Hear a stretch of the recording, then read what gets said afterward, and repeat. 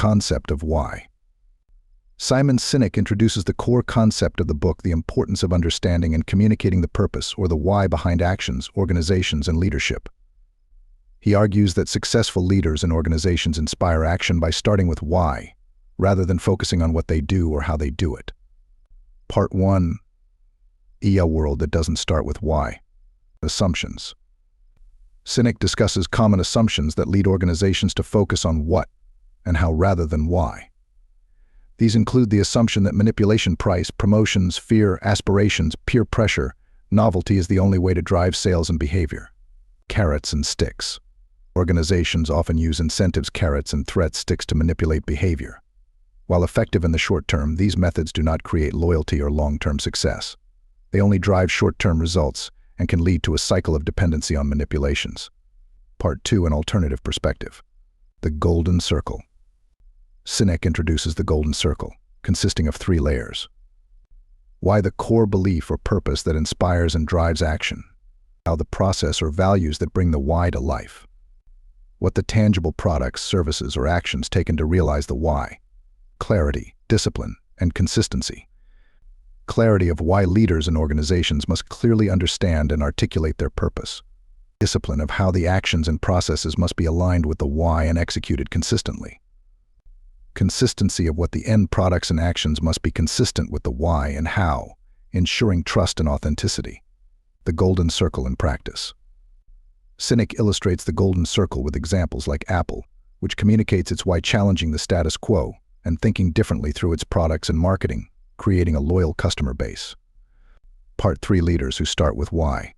Trust and loyalty. And leaders who start with why build trust and loyalty. They inspire people to act from belief rather than coercion. This emotional connection creates a sense of belonging and trust. The law of diffusion of innovation. Sinek explains how innovations spread through different segments of the population. Innovators, the first to try new ideas. Early adopters embrace new ideas early, driven by the why.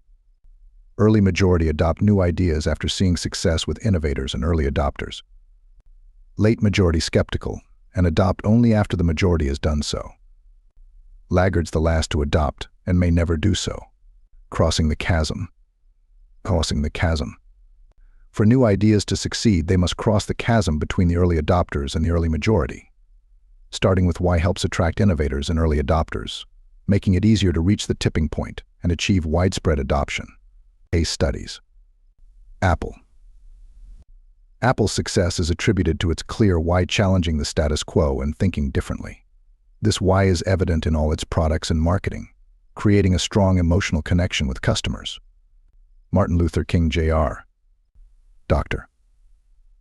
King's "I Have a Dream" speech focused on his dream, why rather than specific plans, what. This powerful vision inspired millions to join the civil rights movement. The Wright brothers.